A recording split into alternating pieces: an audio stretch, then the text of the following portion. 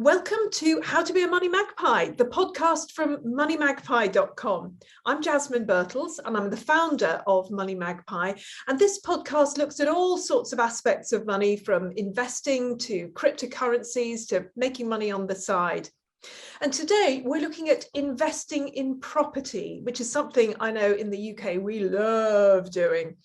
And I know all about this because I used to present Homes Under the Hammer, and that program just goes from strength to strength.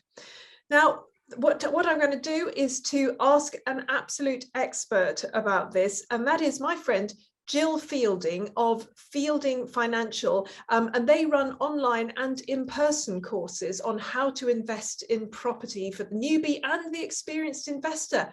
Hello, Gill. Hello, Jasmine. What a lovely introduction. I'm very impressed. We both sound wonderful, don't we? Don't we? Don't we?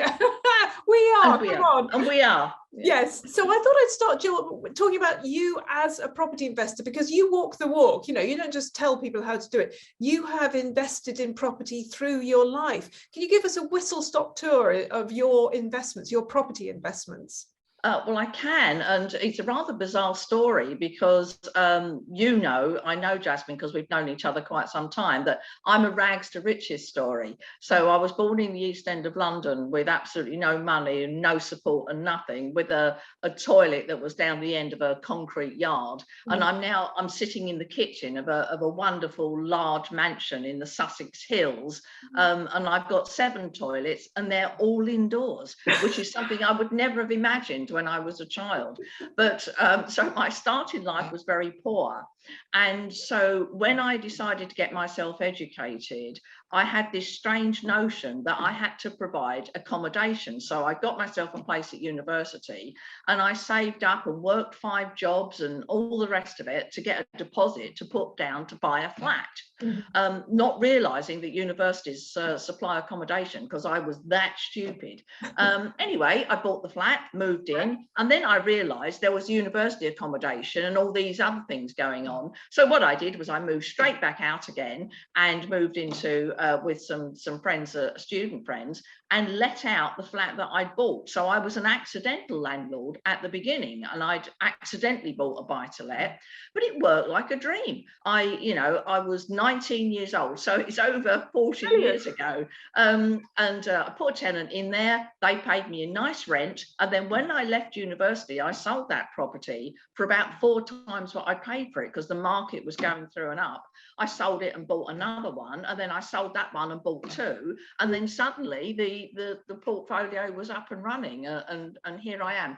And I still buy and still invest to this day. I do it differently, of course.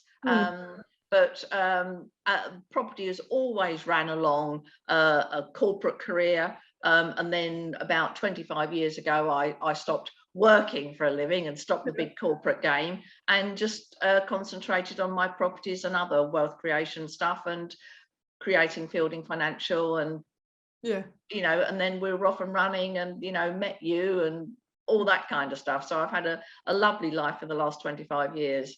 Talking to people about how to make money and how to invest, and it's been absolutely fantastic. So you say that you do still invest in property now, but in different ways. What sort of things do you do now? I would joint venture with what I call fancy pants deals.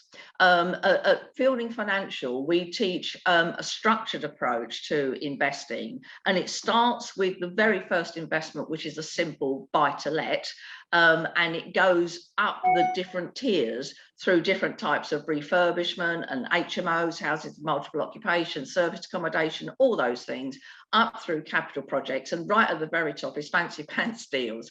And that's like, at the moment, I'm involved in building a block of 26 retirement flats. Wow. Now, I'm not doing it because I'm sitting here in my kitchen talking to you, but I contribute to that financially and strategically. And the journey on property investing for me is 3 different definitions of DIY. So when you first start, you do it yourself. That's what DIY stands for. And as you get more experienced and more knowledgeable, you direct it yourself, which is the next DIY. And then when you get to my level, you don't involve yourself. Nice. So I'm at that level now where I don't involve myself, because I'm doing projects that I couldn't possibly do. But I'm involved in different ways. So I started off with a simple buy to let, went through all the different tiers, and now I'm at the don't involve myself level. Well, as you know, we've talked about this, and I love the idea of investing in property, but when it comes to the actual practicalities, it just seems like a lot of time and effort. So I'm guessing that the people who come to your courses, on the whole, they need to understand that it's an effort. It's not just, like on Homes Under the Hammer. Oh, suddenly, look, this lovely property has suddenly magicked out of something they've bought at an auction. It does involve a lot of effort. I mean, I think property investing is one of the most commonly misunderstood topics in the world, because actually it is a profession. It's a serious profession with serious ramifications if you don't know what you're doing. And of course, people watch programs like Homes Under the Hammer and other property makeover programs, and it looks easy, but what they don't realize is all the sweat and tears and effort that goes into it. So it is a profession. It is something that becomes more profitable the more experienced you are and the more knowledge that you have.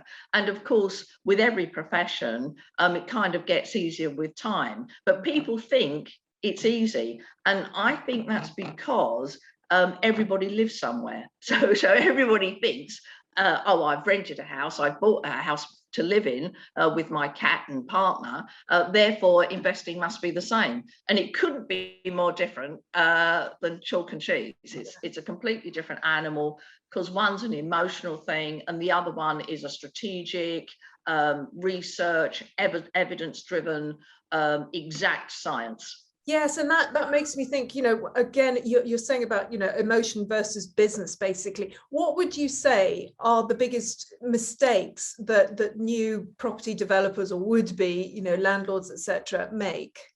It's all to do with jumbling up the emotion with the science, and I'll call it the science of property investing, just to make it easier. And too often people will look at a property and part of them in their head or their heart is saying, could I live there? Would my pink sofas go there? No, absolutely. And what we teach is a process. It's a methodology, a procedure. And you go through one step and you get the ticks, and you go through the next step and get the ticks, and then you go through the next step and you get the ticks. And if you go through all the process and it's all ticked off, then the only thing left to do is to buy it. And of course, that makes it so much easier, because if you're an inexperienced investor, or you're not knowledgeable about that kind of thing, you're always sitting there thinking, oh, shall I buy it? Shall I not buy it? Is it the right one? Is it in the right place?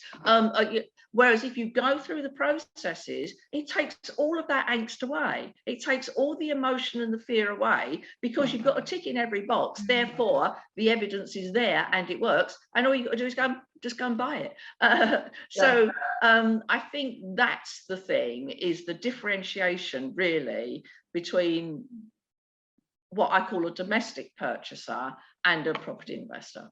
Yeah, so it's very much a business. You're looking at the bottom line all the time, I guess. Yeah, absolutely. Definitely looking at the bottom line. And we teach our people to calculate return on their cash flow. We even teach people how to calculate to the penny which is the best investment, because when you're first starting, you don't know what you're doing, and you might throw 3 pins into a map as potential investment areas, and it comes out as Birmingham, Bristol and Brighton. And of course, they're three, you're trying then to compare apples with oranges with pears. Well, we've even got a formula and a process which compares apples with oranges with pears and tells you to the very penny which is the best investment. I mean, it's just wonderful. It's a beautiful, it's like a systems flow chart. I've seen over time that what that does is it gives people confidence, because they can see that they're following the path, and they can see the evidence is there, and they can see that it works. And so they're not sitting at home biting their nails sleepless nights wondering whether it's the right investment or not, because you know it is, because it's on the piece of paper. So it's very reassuring. Now, I probably know what you're going to say, the answer to this, but given the tax problems now and all the extra things that are being piled on to landlords, is it still honestly a good investment property? Is it still worth, are you going to get a decent return as a landlord particularly? I'm thinking landlords rather than, you know, flipping properties at the moment. And the answer is, of course, because a lot of the tax changes and the regulatory changes are changes in favour of the professional investor and away from the amateur investor, because the government doesn't like amateur investors because they're the types of people who are doing it as a hobby. The government think they're not taking it seriously and therefore damage tenants and, you know, their safety and so on. So what the government want is for us all to be professional. So they're bringing in pieces of regulation, and every year, as you know, there's something new that comes in. If you are a professional landlord and you're taught by somebody like us, it's easy because we do it anyway, because we're professional trainers, you know, we're professional investors. So things like, you know, the electricity installation condition reports that came in this year, our people were already doing it because we teach people how to do it properly. And then specifically about the tax, again, when you're doing it properly, what the government want is for people to structure their portfolios professionally. And that tends to be putting the properties into a corporate structure, a corporate legal entity. Now, the corporate legal entities do not suffer this Section 24 tax thing that everybody talks about, because that applies only to personal income and properties owned personally. And of course, the amateur, the inexperienced, tends to own the properties in their own name because that's all they know, and they get walloped for tax because the government don't want to encourage that kind of behaviour. Whereas if you put the properties into a nice corporate structure, you get a professional surrounding, you don't suffer the tax. Yeah. So all of these things, Jasmine, it's quite interesting. Every time there's another challenge thrown out, I look underneath the headline and look behind the headline, and I think, yeah, so the government are now doing that. And it's like, for example, something that will come sooner or later is landlord registration. Now, you've got landlord registration for HMOs, houses of multiple occupation. You often have registration if you want to rent out to students. So the university concerned will ask you to register.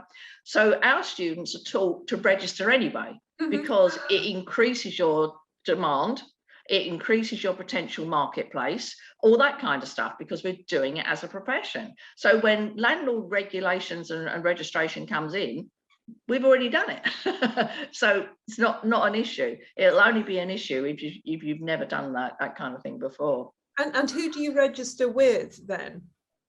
The answer is it depends. It depends on what you want to do. So if you want to invest in an HMO, a house of multiple occupation, and you want to put students in it and so on, you would have to get a license from the local authority concerned. So that would be a specific governmental thing.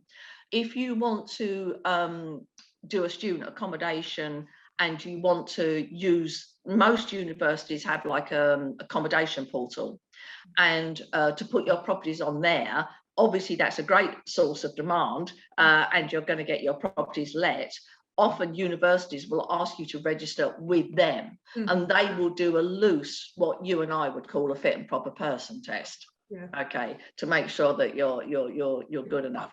And of course, the nice thing about Fielding Financial, and this is one of the things that's always been a big driver for me, is I want integrity in the organisation. I've always wanted for people to do it properly, very profitably, because you can be very profitable and still be a lovely landlord or landlady and send them flowers and do whatever you want to do. And I've always wanted that integrity. So we actually, we're the only property education company in the country that is accredited. So we went through the whole hurdle of getting our courses accredited with AQA. So that immediately gives our students an element of credibility, so they can go to a mortgage provider, go to the local authority and say, actually, I've got a qualification, which puts them ahead of the game all the time. And that was really important to me, because I come from a accountancy compliance background, and I wanted that professionalism and that credibility and that integrity. I think that's important. It's integrity. Yeah, absolutely. And speaking of your courses, you've got a whole range. I mean, it's from like it seems like a 1 hour online one to a few years worth. So roughly speaking, what kind of courses do you offer to new and experienced people developing property developers? Well, as you rightly say, we have a course for every single thing. I mean, we obviously start at the bottom, and we have like a buy-to-let live online course, so people can sign up for 6 weeks. And in fact, I love doing that one because I sit here jabbering away like I am now. And the course is called How to Buy a Buy-to-Let in 6 weeks. And we start with reviewing the market, then finding the deal, then evaluating, and every week. And at the end of the 6 weeks, people should be able to buy a property. So we do that. We do general courses, introduction to all the different spheres of investing, because that's income generating and capital generating. Then we do specialist courses on HMOs, housing multiple occupation. We do serviced accommodation, because a lot of people are into that. We do auctions, buying at auctions, and then we do a course for every type of strategy. We've even got a course for providing accommodation for assisted living, because that's a fantastic environment to get into. And we've got a young man, and you wouldn't know it to look at him, but he takes these great big HMOs and turns them into assisted living environments for young men with mental health difficulties. And it's an amazing strategy, and it's just heartwarming, and it's fantastic. So we go through all of that, and then at the very top we have a developers course. So build your own block of flats, housing estate, that right at the very, very top. So we go from the baby buy-to-lets and all the way up, and the buy-to-let is always the first investment, Jasmine, because it's small, it's income generating, and it's low risk. And I think people don't often realize that income generating is the key, because you don't go broke banking checks every month or getting a rent every month, whereas you could go broke doing something else. So we like to start off there, because that's when people are most protected, because if you're getting a check every month, if you're getting rent every month, you're okay. And is it the case that really ideally you need a few, you need to have that? I mean, I'm just thinking of spreading your bets, basically, which is one of the fundamentals of investing. It's better to have money in a few different properties than just one, because if it's just one, you could have a void period for 6 months, or problems, but then if you've got a few, you can go on the others as well. Yeah, absolutely right, Jasmine. I mean, one of the principles of our organisation is to be as low risk as possible. And obviously you minimize your risk with education and all these things that I've been talking about, but you also minimize your risk with volume. And a lot of people don't understand that. They think, oh, I'm just going to be safe and buy one. Well, actually one can be problematic, because if you can't get a tenant, now I would hope that would never happen to any of our students, because we do lots of work to make sure the tenant is viable before we buy the property. But if something like a boiler breaks or something happens, if you've got one, you've got a problem. If you've got half a dozen and something goes wrong with one, you haven't got a problem, because the other 5 cover it. So actually there is safety in numbers, and 1 is definitely more risky than 6, and 6 is more risky than 26. But of course, everybody has to start with the first one, because it's the first one, so everybody has to start there. But getting a strategic plan in place where you have an idea of building up that portfolio in different areas to protect risk, so you can spread geographic risk, you can spread property type risk, So all of those things to make your pound as safe as possible. Because I always think, I'm a widow and I've got 3 children, and I've been a single mum for quite a long time. And I always think every single pound is my children's inheritance. Yes. So it's important to me. It really, really matters to me to get it right, to be protected, but to make as much money from it as I can. And that's the principles of a mum, I think. And you mentioned talking about the market at the start of your courses. What would you say is the situation with the market at the moment, the property market? Because it seems to be a bit of a mix at the moment. You've got some parts that are doing very well, others that just seem to be a bit stagnant. What's your view? It's quite interesting, isn't it? And a lot of people before the pandemic said, the market was topped out and, it wouldn't go up anymore. And I was frantically talking on podcasts and webinars and saying, it's going to go up, it's going to go up, because the demand was there. So if we look at where we are now, the estimates are for next year that the market will keep going, because I think I read recently that something like 22%, so about 1 in 5 people, are very eager to move next year, so that when there's a lot of transactions, prices keep going up. And of course, the issue we have in the UK is we have a massive demand and very low supply.